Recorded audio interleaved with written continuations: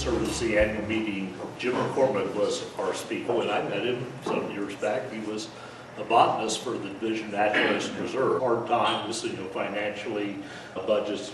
Ohio Division of Wildlife was very happy to snap Jim up as a non-game biologist. Jim is best known as an ornithologist.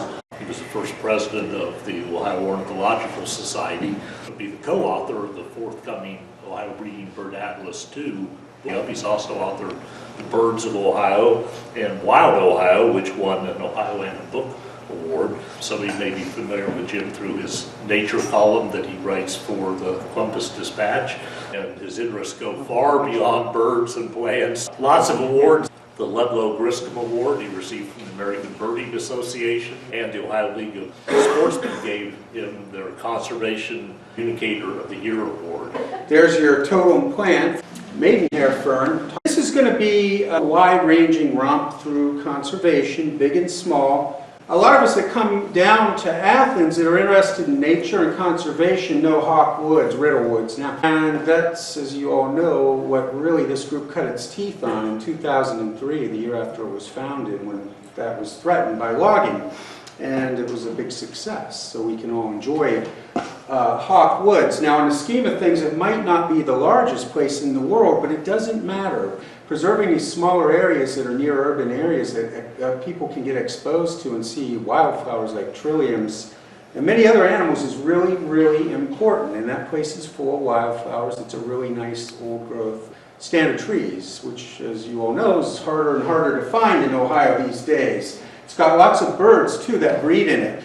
These birds really link even these smaller sites to the global bioeconomy, the Americas as a whole. The eastern wood pewee winters all the way down into South America. And, they're someplace right now we wish we probably were too, like Costa Rica. Most of them worm eaters, the worm-eating warbler, the most understated and underappreciated of our 38 eastern wood warblers. Breeds in there. A big spike-like bill that it probes through hanging dead leaf clusters on wooded slopes.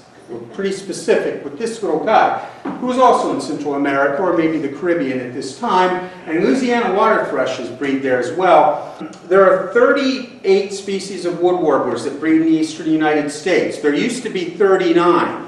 It's one of the 7 extinct birds now in North America, the Bachman's warbler. It's no longer with us. Kirtland's is the rarest, as you probably knew. This ranked number 35. This is a really rare bird that we really have to keep our eyes on. There's only 240 or 50,000 in the entire world. So if you own a piece of property or did something to help that, you've done something good just right there. Now this number does mean a lot to organizations working in Ohio. 43, it's not intuitive, and I know that. That's where we rank in states of publicly owned land, state and federal land. Not very good.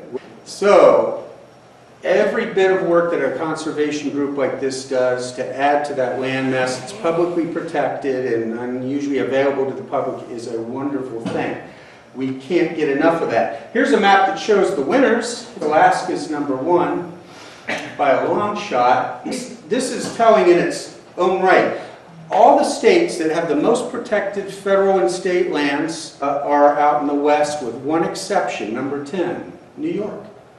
New York's very progressive that way, and they've done a wonderful job of protecting the Hudson River watershed. That's New York City's, the Big Apple's drinking source. Very smart. I really feel lucky to live here, as do a lot of us that were born here. I was born in Ohio, lived here all my life, but we're a confluence state.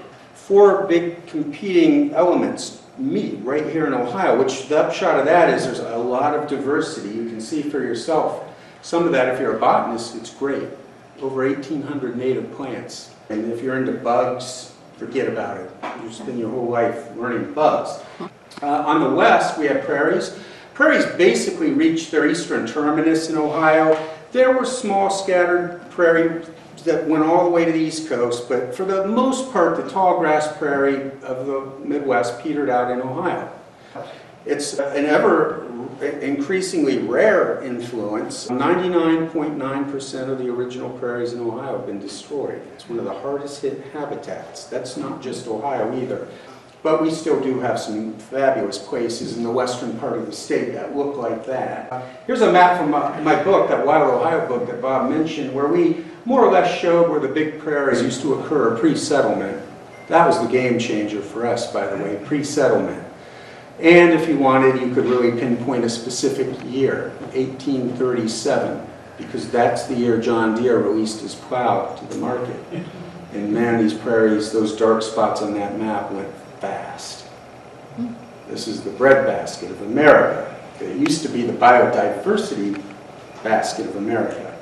A lot of plants and animals that were prairie obligates, really tied to the prairie ecosystem, they've suffered accordingly. That's the king of them all in terms of plants, the royal catchfly, which is threatened in Ohio now. And if you see that growing in the wild, you are in a prairie. By the way, that's a photobomb. Talk about luck. I was shooting the plant, and the little female hummingbird shot in. I got that one shot. Hummingbirds love royal catchfly, which, by the way, is available in the market. And if you find some in a native plant nursery, get it. That segues into this. These are the bottom 10 states in terms of federally and state-owned land. Kansas, Governor Brownback's, Sam Brownback's state, that's the last, 50. But you'll probably see a pattern here where these states are. That's defining the America's breadbasket in large measure. These are hugely agricultural states right here. Ohio, 99+% of the prairie is gone. Indiana, same thing. Illinois, same thing. Iowa, same thing. All the Nebraska, all these prairie states have been converted to agriculture. Agriculture not necessarily jives well with public land protection. You might infer from that. That's why groups like this are fabulous. Okay, up on our north we have a really strong, a profound northerly influence. Lake Erie, of course, is the major feature, our northern border with Canada. Our Great Lake really defines Ohio in large measure. It's the biggest tourist area in the state. Best birding area. There's 427 species of birds that have been found in Ohio to date, and over 400 of them have been found up there. That was a scene from last year in November, 19 degrees out. I was out there shooting gulls with my camera like a dummy. It was a gale, just a raging gale. This is a really rough place. That's why I like gulls. Look at that flock of boneparts in the middle. It's like nothing to these guys.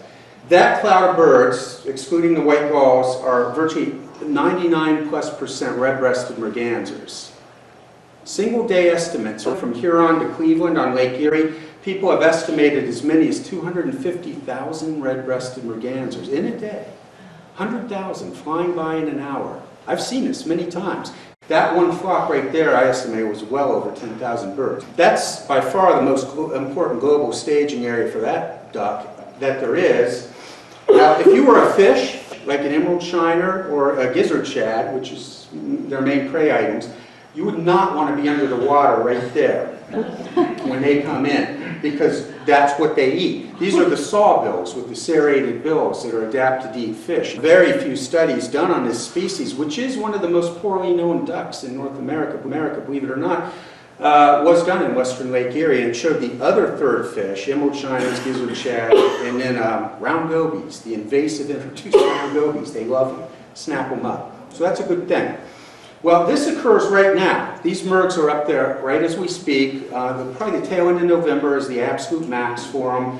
But they're simultaneous with another just amazing avian spectacle in the same exact part of Lake Erie in Ohio waters, and that's the Bonaparte's gull, which is virtually what all those gulls here in Fairport Harbor, just a little east of Cleveland, are. And Bonapartes, just like the mergansers, these are fish eaters. You will never find one of these foraging for French fries in a McDonald's parking lot. That's not what they do. They're strictly piscivorous or fish eating. Diving for emerald shiners is probably their major food up there. And this is a beautiful juvenile. Flocks of estimated at 75,000 birds have been made in one of those harbors. It shows the absolute richness of Lake Erie and how important it is to conservation. State boundaries are important because that's how we operate politically. They don't mean anything to stuff like this. They don't know what a state boundary is. But the Ohio waters of Lake Erie are really important for this species. Another major staging ground. It's got its threats too. Lake Erie needs a lot of help right now. We're all aware of this, I'm sure, because we're all into conservation. But I made that shot in 2011, did not know what I was in for off Kelly's Island. That was what turns out to be the second worst infestation of microcystin algae, blue-green algae in the lake.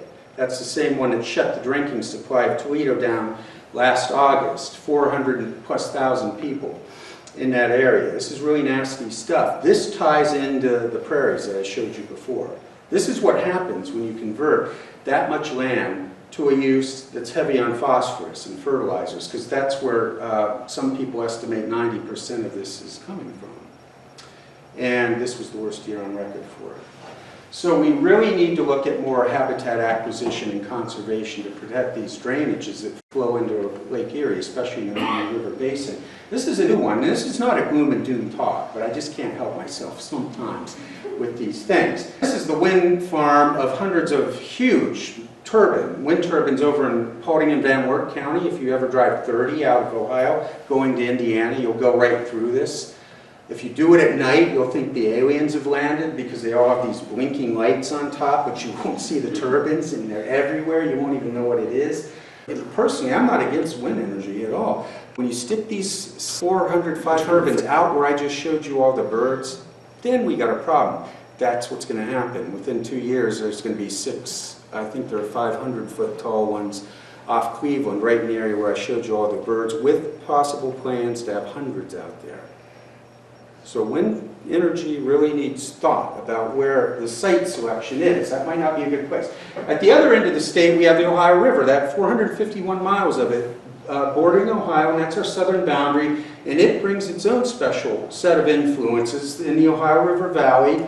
Fish have been migrating up the Ohio from the Mississippi for eons, and it's really important to their dispersal. That's one of the coolest right there, the paddlefish, which still is found in the Ohio River in Ohio and the lower parts of the Scioto and Muskingum, at least, probably the Great Miami River, and many other fishes. This southerly influence of the Ohio manifests itself well with the plants. Even the valley of the Ohio River has its own little microclimate, slightly warmer. And it's gorgeous vine related to the trumpet creeper, but much rarer. You just don't find it out of the Ohio River Valley. That's its northern limit. And it, like many other plants, follows rivers. That's how it plants. Plants migrate just like birds, and they tend to follow waterways. This is an endangered species now, I think, with only a few sites. The northern populations are in the Ohio River, in southern Ohio, right along the river. Now, if we'd eaten a lot of mushrooms of a certain kind for dinner tonight, that's what you would be seeing. It's a crazy looking plant, beautiful, but a native. And then we get into this part of the Ohio Hill Country, I'll just call it for simplicity's sake. The unglaciated region of Ohio, which is the most biodiverse and has the most of most things. 56% of Ohio is agriculture. That's mostly in the till plains, the glaciated part of western Ohio, where we've lost a lot of our diversity. It's here, in places like Hawks Woods. That's Rhododendron Cove, that really, a state nature preserve near Lancaster, that really manifests this Appalachian influence from the east, with the great rhododendrons all through it, and the sandstone rock formations. It doesn't even look like Ohio. Many southerly and Appalachian species of plants that we find here at their western limits and northern limits. This is one of them, the state endangered fern, 2 sites, both in Hocking County. Troglodyte Ian Fern grows in caves where you can't even hardly see it. It's so dark back in there. Really an amazing species. That's a southerner at its absolute northern limits in Jackson County, the bigleaf magnolia, showing some of our tropical roots here, even in a state like Ohio. Southern monkshood is another one. There's only one site north of the Ohio River, and it's along Scioto Brush Creek in Scioto County. Stanley Stein and myself found it in 1993, and it remains the only site, and probably will be the only site north of Ohio, the Ohio River and in Ohio. Beautiful endangered species. Carex, that genus, the sedges, that's the biggest genus of plants by a long shot in Ohio, 160 species, and there are still things to discover. That was named for Tony Resnicek, the great University of Michigan botanist, who's still very active and up there. Didn't have to die to get this named after him yet. This hill country down here is the only place you will see vistas like that. This is actually Shawnee State Forest in southern Ohio. From the fire towers, just showing endless forest. biggest state forest in Ohio by a long shot, 65,000 acres, just teeming with diversity. And when you grow trees on that scale, you're growing a lot of things beyond trees, although that may be what people see the most. If you put a sheet out for moths to a flame, this is how you attract moths when you want to see what's there. You will not be able to pull moths like this many places in Ohio other than down here, because they're all tied in with the plants, as we all know, I'm sure. That was in Adams County 2 years ago. David Wagner and I were moth trapping. We had over 3,000 moths at that sheet at one time. It got so good that at one point we made this wall of fame and just took the prettiest stuff on the sheet at one time, and hurting cats a little bit, but for a minute they all stayed like that, you know. But this was just one iota of what was there. Now that is a healthy ecosystem. Moths really reflect the overall diversity of the plants and the health of the ecosystem. The caterpillar phase of this life cycle of a moth is even more important. Most of these caterpillars will never make it to the moth stage. The mortality is often said to be about 99%.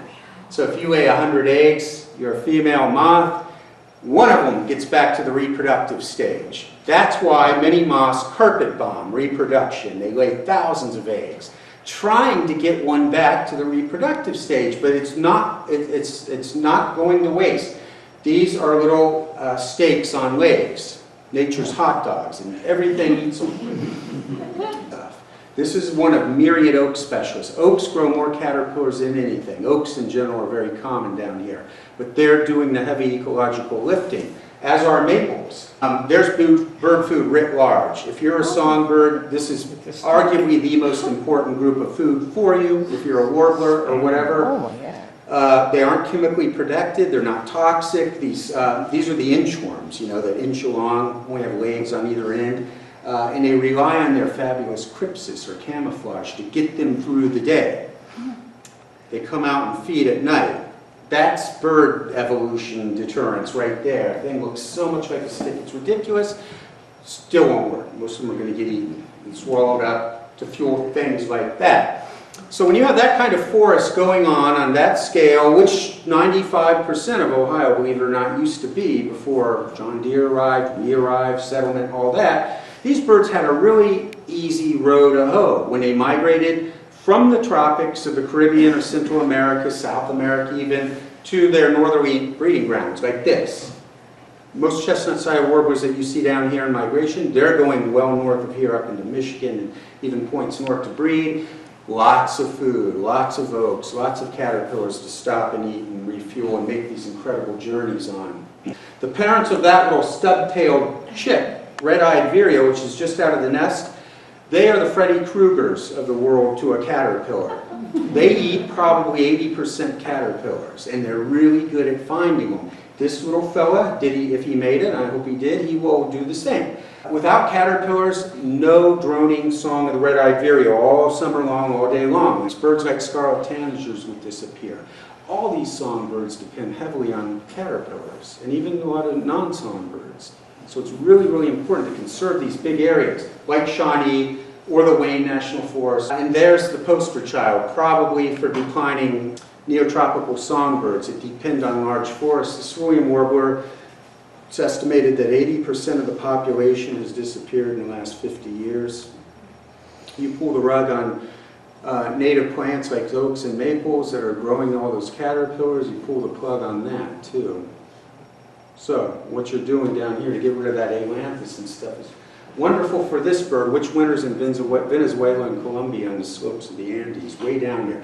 They're 3,600 miles south of us right now.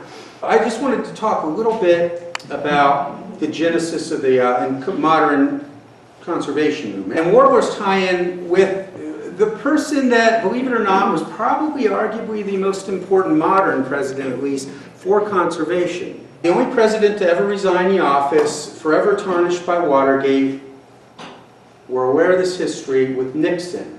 But there's a lot more to Nixon than just that. Nixon was, whether you liked him or not, and a lot of people don't like him, was a brilliant, highly motivated individual. So in the late 40s, he's sort of languishing, probably in his mind, as a congressman in California. He was born in Loma Linda.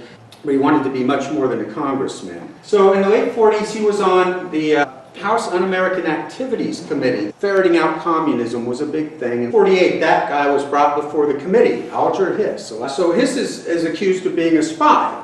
The guy that brought Hiss to their attention was him, Whittaker Chambers, editor of Time magazine, big shot, an admitted communist who renounced communism.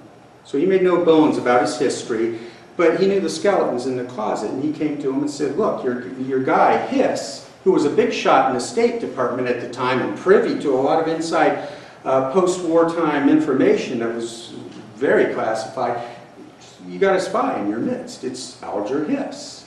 Well, Nixon probably just saw dollar signs flashing.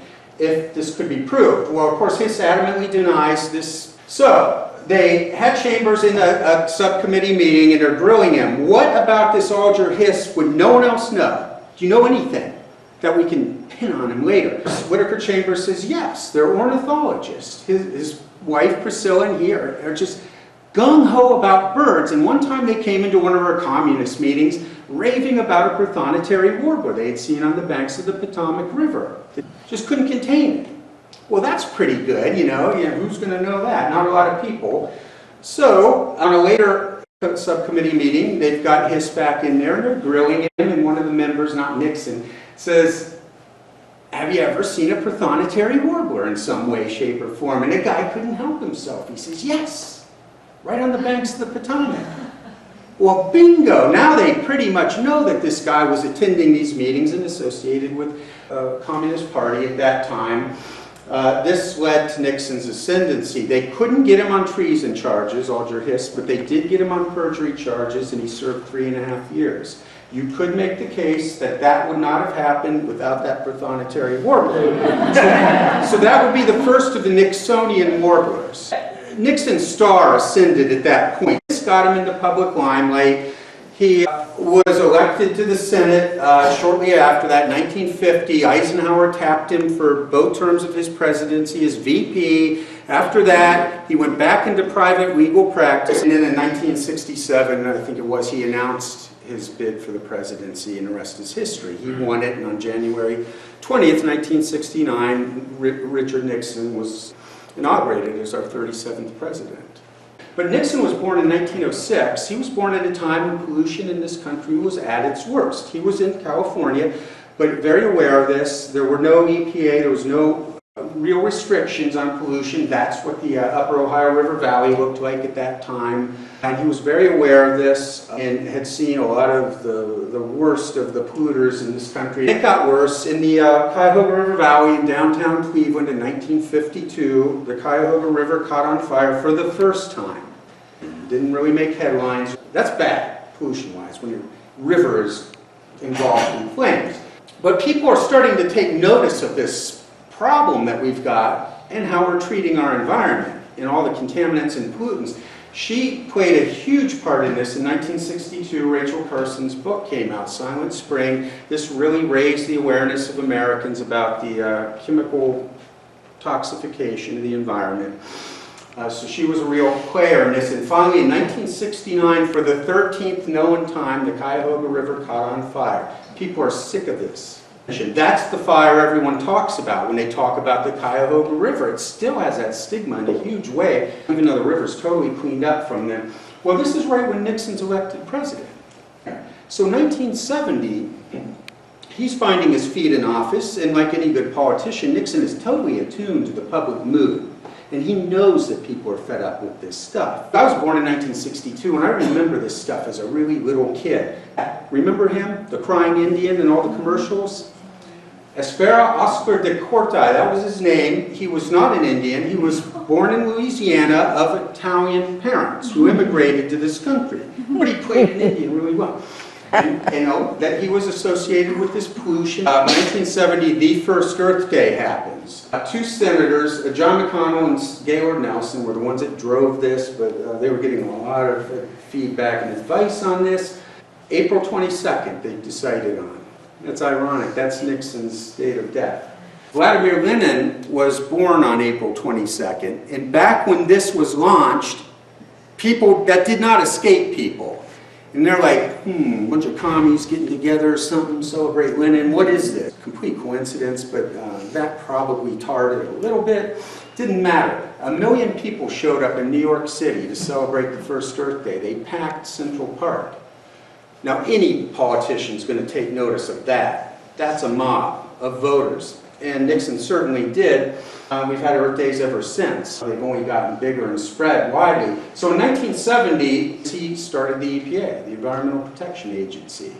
And the EPA right away started going after the things that I've shown here, air pollution, water pollution, those sorts of things, and started this long haul of cleaning that stuff up. The Union, at State of the Union address in 70, he said that. He wanted to make the 70s a historical period of reform, and he did.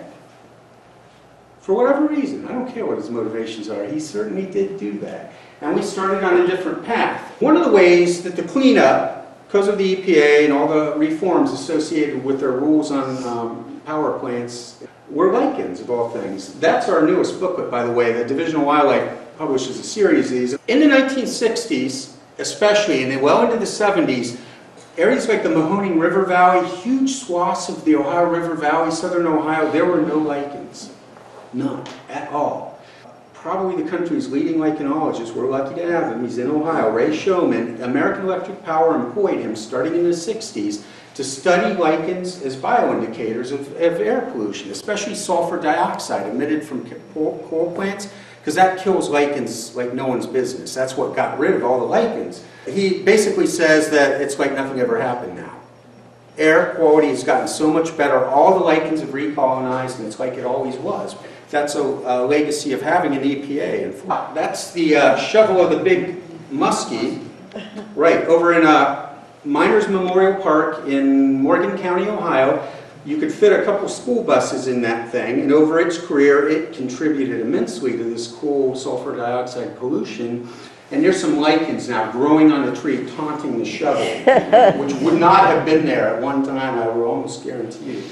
One of the lichens that was really impacted by all this air pollution that has rebounded are these little beard lichens. They look like little shrubs growing on the side of trees. And they have rebounded with a vengeance, there's no question about it. But that's important for the second Nixonian warbler, the northern parula. And Richard Nixon had no idea he helped this bird indirectly, I'll guarantee you. But as those lichens came back, parula warblers, which are our smallest warbler in eastern North America, they use them for their nests. It's like hummingbirds and lichens. They got to have them, that group of lichens, or they don't nest, apparently. By the way, Bob mentioned the Breeding Bird Atlas book, which is supposed to come out in the spring next year. That's our cover bird, the northern parula. The reason for that is no bird increased more in population over the two atlases. There's the map of the parula on the first atlas, which was done from 82 to 87, a rare bird, very limited in Ohio. Look at it now. That's the second atlas, which was conducted over 6 years, up to 2011. It just has increased exponentially. That's why we picked it for the cover. A 380% increase, really remarkable. I don't know what else you could attribute that to. I cannot help myself, because I hear these people, politicians usually, that say, oh, you don't need an EPA. We can self-regulate. What has changed that people would not act like they always have acted if you pulled away any safeguards for this stuff? I suspect that's what you would get, because that's how a lot of areas in China look right now, where they don't have these environmental regulations yet. They're getting fed up too. They'll do something, hopefully. Last year they announced, China, the Chinese government, $330 billion that they're going to put just for water cleanup. And that's the Yangtze River. So I just wish people who say, oh, you don't need an EPA, you don't need regulations, everyone will self-govern themselves. Well, we won't, unfortunately. I wish we would. You end up with this sort of thing. So Nixon's act to launch the EPA was really, really, I think, important. In the history of conservation and environmentalism, $330 billion, by the way, this is what the Chinese government has pledged to spend to combat water pollution. 27 times more than we spend on our three big land management or environmental agencies, the EPA and the Park Service and the Fish and Wildlife Service. We spend less than 0.5% of our total overall annual budget of the federal government on those three things. It's not very good. I don't mean to be too cynical, but when things are bad, we spend a lot of money on it, it gets better, we cut the spending, and that's what you pretty much see with that funding chart for the US EPA. But it will come around. I would just say this too, that sometimes environmentalists, like it's a dirty thing somehow. That's Merriam-Webster's definition. Who would not want to be that? Water pollution, just one final note on that, because it wasn't just air pollution. A lot of things have happened with aquatic organisms because we've cleaned up our water from the gloom and doom days. And this little fish, which is a beautiful little darter, little perch, reflects that. There's its pre-80 records, very rare as you can see. Here it is a little bit later, it's increasing. Look at it go. And they were not in these places, that's for sure, before. And these are definitely recolonizations, and now they're to that. And there are a number of fishes that reflect the same increase by improving our water quality. I want to finish with a few of these really great finds that have been made in just the last couple years. The Division of Wildlife owns 200,000 acres in Ohio. We probably collectively foster 90%, I'm going to estimate, of all the plants in Ohio on our sites throughout the state, and most of the animals for sure too. But a lot of them we don't know anything. This is an area that's a couple hundred acres in Pickaway County that we don't even have a name. We call it a wildlife production area with a number. Finally, a botanist named Brian Riley, who's a forester, got around to looking at this. And darned if he didn't find that. Now, only a botanist is going to get excited about this little anemic-looking Queen Anne's lace thing, but it really was cool because this thing was thought to be long gone from Ohio. No one had seen it in decades in the state. It's a prairie plant of open woods within prairies, and Brian finds it in there. There's Daniel Boone, that's really his name. Daniel Boone, a botanist from Cincinnati, providing some scale to this. I had to go down and see it, of course, and finally got to it. 1950, Floyd Bartley, who means a lot around here, or should.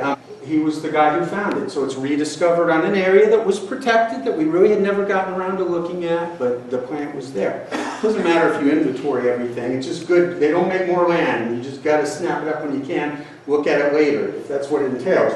Speaking of Floyd Bartley, this place was long, long known. It's basically a prairie pothole just south of the city of Circleville in Pickaway County as well, not far from the thing I just showed you, a couple miles as the crow flies. And some years when it was wet, it would fill with water, classic pothole, really rare plants around it. Most years it would be dry because the guy's trying to tile it, and drain the water off of it so they can plow it for crops. That's a wet year, obviously. We finally got it. Protected it. I never ever thought this would happen. We always knew it as Hitler Pond is in the sign. That carries a stigma too. So they didn't want to name it the Hitler Pond State Nature Preserve. That's right down the road. Good family, owned a lot of land in the area, still do, they're relatives, but so it became, rightfully so, because of Floyd Bartley putting that on the botanical map, that site, the Bartley Preserve.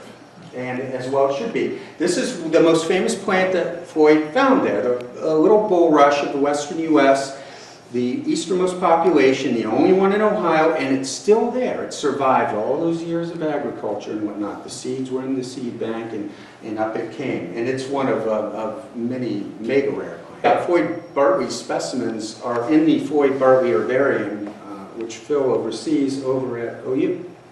Where his collections are. But here, this is the Pickaway Plains Prairie. That's what this was called. It was about 7 miles long and 3 miles wide, extending from Circleville down the Scioto River into Ross County, the Chillicothe area. Virtually all agriculture, well over 99%, with these little pockets. Surviving, so that's why getting the Bartley Preserve was so great, and there's a lot more that could be acquired in here. But it's hard to get, but they are working on it. The Appalachian Ohio Alliance, another land trust, one that helped this group out a lot in its first years, they are really going gung-ho just like you guys are, and they're getting land, really nice chunks of land in that picture I showed you preceding this. So they're starting to tie some pieces together as well and do some really neat things to protect habitat. Another great group. Well, this is another botanical find I wanted to share. It came on the Wayne National Forest, 140,000 acres or so now, scattered around. This was not very far from here at all. Brian Riley struck again and found this showy white plant. And there he is. with his namesake. This is the rough boneset. And it had never been found in Ohio. And if you're a botanist, this is a real coup. This is the best. If you find a new native plant no one ever found in the state of Ohio, I've done it too, and it's very, very elating to do that. Next best thing is finding something that we thought was gone, like Floyd's bulrush that I showed you earlier. And there it is, Eupatorium pilosum, really beautiful thing. Amazing, it was overlooked all that time on a part of the Wayne that no one had ever bothered to look at. Finally he got around to it, knew what he's seeing, bingo, we got this thing. Plants have really taken it on the chin, by the way, in Ohio. Of our, 1,800 roughly species, thereabouts of our species, a third of them are state listed. They're endangered, threatened, or on the watch list. Not a good track record. Well, this is added now as an endangered species. Probably won't be found anywhere else, but who knows? I had thrown another caterpillar, because I like them. This one looks like he's wearing little pajamas. Really tells a story. Now, in the caterpillar world, that's distinctive. I can vouch for that. There's nothing that looks like this. So how could something like this get overlooked all these years? But it did. It's got a really neat story. It only eats one plant, and these are called host plants. The plant that a particular caterpillar is wedded to. Some caterpillars eat many, many different species of plants. Others are only going to eat one. This is a picky one right here. And that's what it eats. Scurf pea, a beautiful native pea that's really declined. It's probably like a pseudo prairie plant, is far rarer than it would have been historically. And about 5 years ago, people started noticing this little pajama-wearing caterpillar eating these things out there in the daytime. No one could put a name to it, even the experts. It's very distinctive. Not only does it just eat that plant, it gets more persnickety than that. It only eats the fruit, and only the inner part of the fruit. So even if you don't see the caterpillar, you can tell if they're there because the little fruits will be hollowed out like a vacuum, sucked them dry. And that's the work of this thing. There's one in the act of doing that. You see that? You know this little flower moth caterpillar is there. These are probably the first photos taken of the adult moth. They're a lot harder to find than the caterpillars. They're usually feeding at night, we think. The nut does not fall far from the tree. The moth nectar's on the same plant its caterpillar ate. So this is not a good scheme, by the way, evolutionarily speaking, to wed yourself that tightly to what's probably a super plant. This is not the only thing that only eats this plant.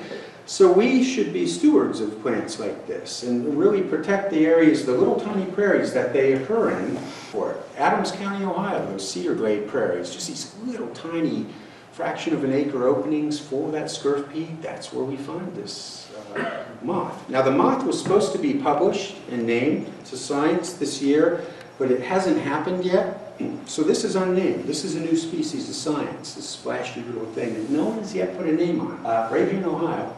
Only occurs in a few other areas outside of the state. So I went on to look at some other areas and found it up there in the tallgrass Darby Plains near Columbus, where the scurf pea occurs. This old prairie railroad right-of-way, that's now a power line, there's scurf pea there, found the little guy right there, and that's about it for Ohio.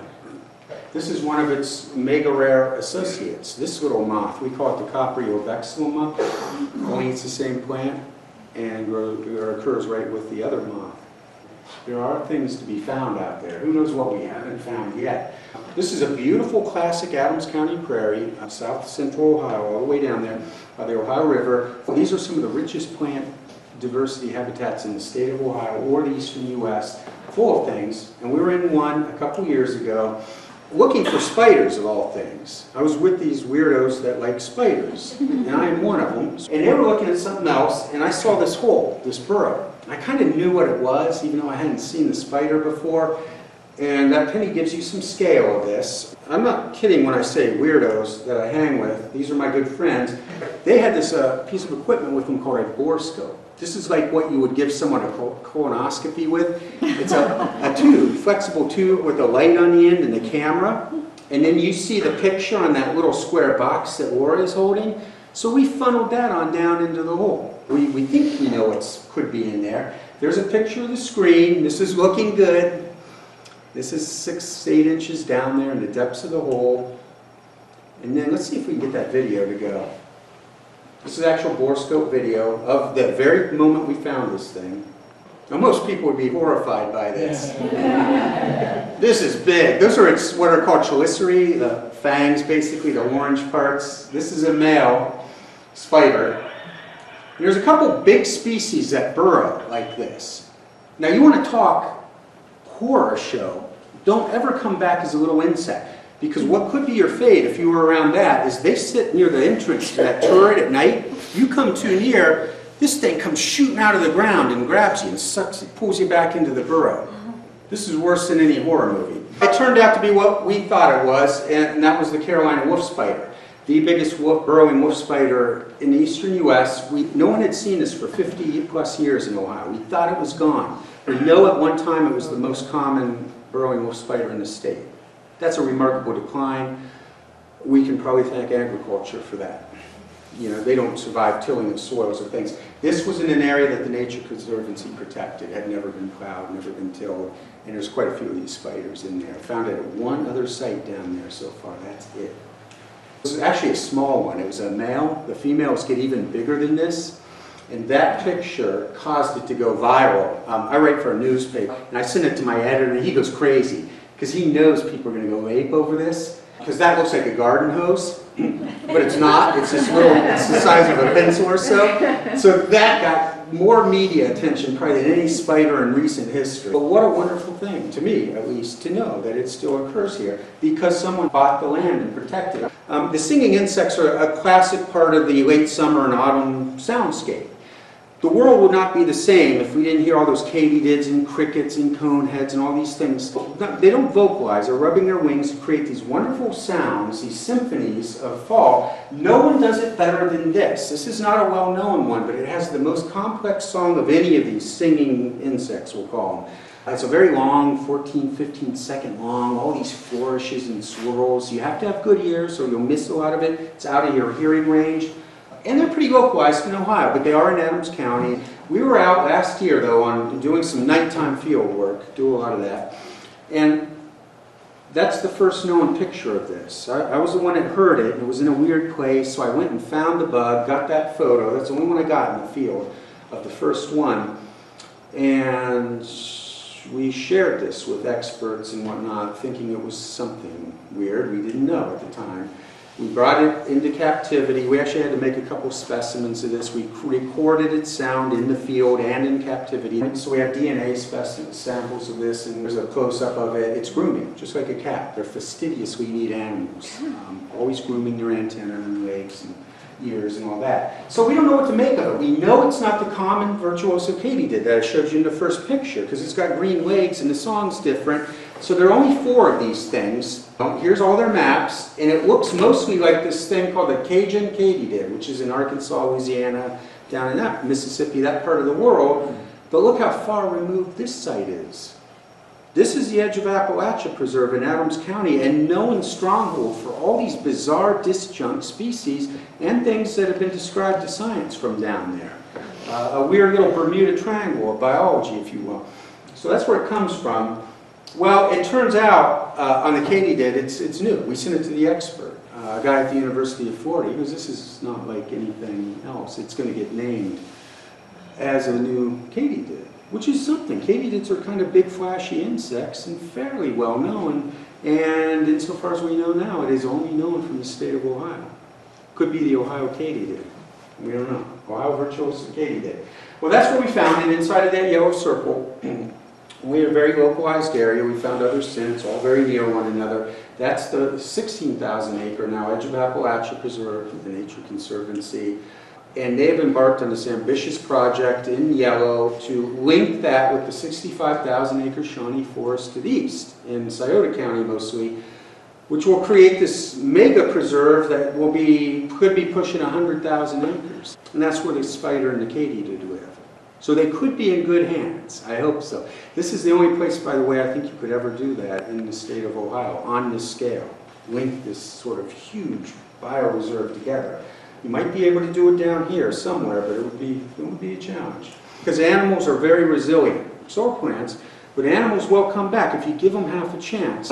This is a bobcat, and if you read the 1980 book, Mammals of Ohio, he considered it extirpated. No longer in Ohio.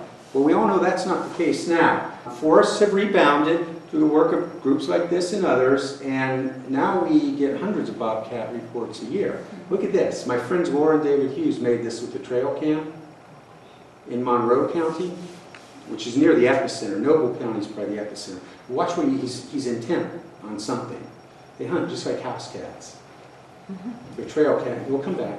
Trail cam work is amazing. I would not want to be whatever is up there. Watch this. Boom. So that is a spectacle that was probably gone from Ohio. Yet they've come back and they're turning up in new spots every year. The population's certainly probably in the thousands now. That's a remarkable recovery. It can happen. This beast, which again in the Mammals of Ohio, 1980, he considered this extirpated, gone from the state. This is the river otter. This is another Hughes trail cam video in Monroe County. Hard would be the hurt that would not want these animals around. So in 1986, the Division of Wildlife, my employer, we started a reintroduction program. That's probably where they all come from, for the most part. And now there's estimated to be at least 5,000 river otters in the state of Ohio. When not all that long ago, there were none. And this is what river otters do when you're not looking at them. Very social. This is a family unit with some kids. You know, river otters could be in half the counties in Ohio now. This stuff can come back. We just got to protect land and give it half a chance. On that, Rosalie Edge was the founder of Hawk Mountain, which a lot of you will know, in Pennsylvania. She was appalled by this indiscriminate slaughter of raptors. That's one of the major raptor migration thoroughfares, and people were just shooting piles of Cuckoo's hawks and red-tailed hawks and all these things to the point where a lot of that stuff got pretty scarce. And she wanted to put an end. She was a pit bull in Hawk Mountain as a result of her efforts, among other things. But she makes a really good point. It's a famous quote by her. The time to protect this stuff is when it's still common, not when it gets really rare. Then you have a real uphill battle. You might get lucky like the river otters we introduced, but you might not. But why let it get to that point? And that's it. Thanks.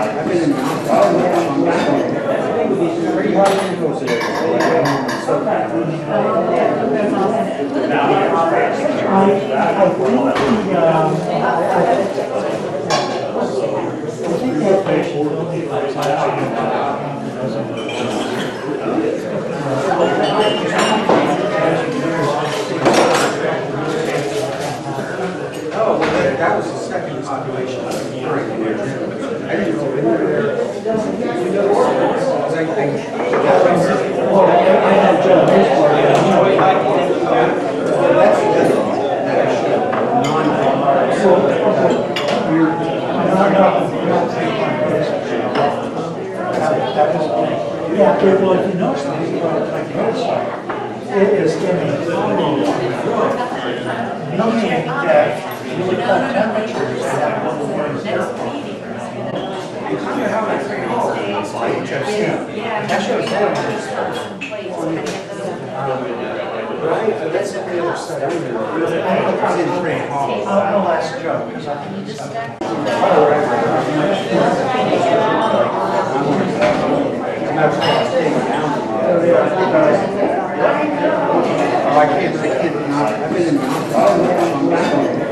We'll hear the sound of violins out yonder where the gloom begins. The moon will guide us as we go drifting along. Good evening, I'm Will Golden, your anchor person for the good news. We bring you only cheerful, happy stuff. Folks, we here at Sassafras have declared a moratorium on earthquakes and floods. Mother Nature, you're through. And now a word from Stephen Hawking. We have discovered certain subatomic particles in the core of the sun that will enable the sun to support life on Earth forever. Therefore, we need not worry that the Earth will someday be inhabitable. This is just an ordinary roll. But with believe, you can believe that it's no longer an ordinary roll, because I believe that this is margarine. I believe. Well, thank you, son. Now, I have a wonderful product for all the skeptics and college professors in the audience. It's called I Can't Believe. I can't believe. Try it today. I can't believe. Now back to you, Will. Dogs. You just gotta love them. So how are you dogs today anyways? What? They haven't had to destroy any dogs at the dog shelter for how long? What is going on? People are getting their dogs neutered and adopting, and this problem's been taken care of. Wow.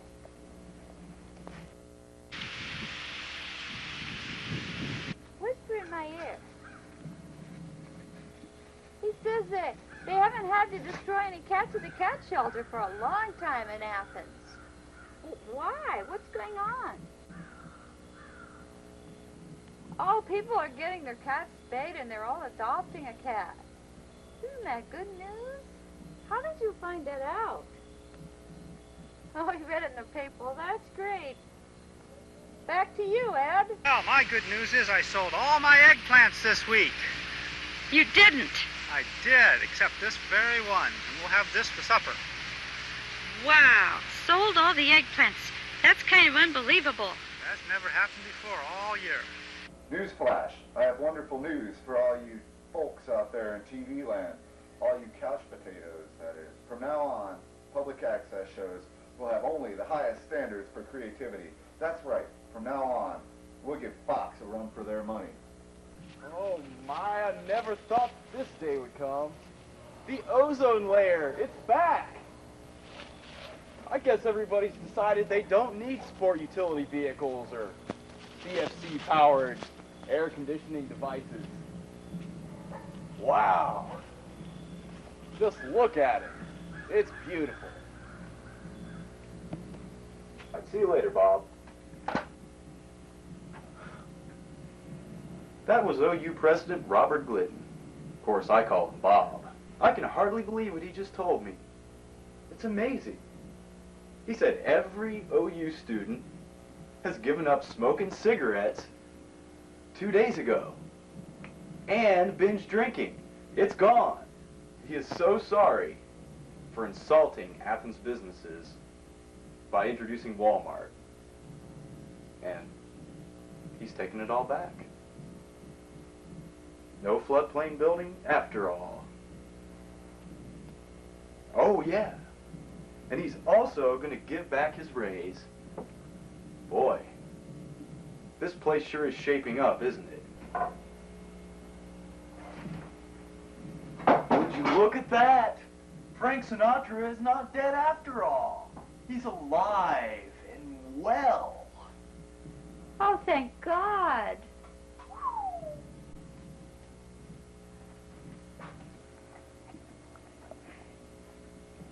Mmm.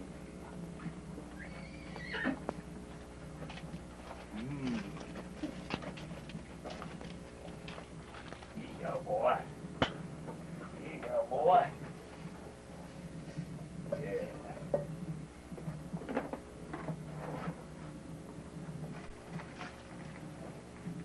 Pretty good stuff there, huh? What? The French gave up horse meat? Oh, that is great! Excellent news. What is this world coming to? The dang electric's out again. It's time for the farmer's report. Here's the good news. Weather forecasters predict moderating of all weather from now on. There will be an inch of rain each Saturday night, so farmers can take Sunday off. Summers will no longer be scorching hot, and there will be no more droughts. The winters will only have mild blizzards, just enough snow for sled riding, not enough to close the roads. Spring and fall will extend an extra 4 to 6 weeks. Fall colors will last twice as long. The insect pest populations will decline, especially the bean beetles and cabbage worms. They will devour each other. Farmers will no longer have to pay the unfair 15% Social Security self-employment tax. Let the rich people pay it. Deer will no longer eat my crops, but their populations will stabilize, putting hunters out of business. So let's eat less meat. Remember, buy locally grown produce. You don't need fresh strawberries in January. Gee, it says here Marilyn Monroe is still alive. Thank you, Ed. That was good news indeed. I hope you enjoyed our news program today, and hey, join us next time, won't you? Remember, no news is good news. So hey, have a good rest of your life. We'll hear the sound of violins out yonder where the moon begins. The moon will guide us as we go drifting along.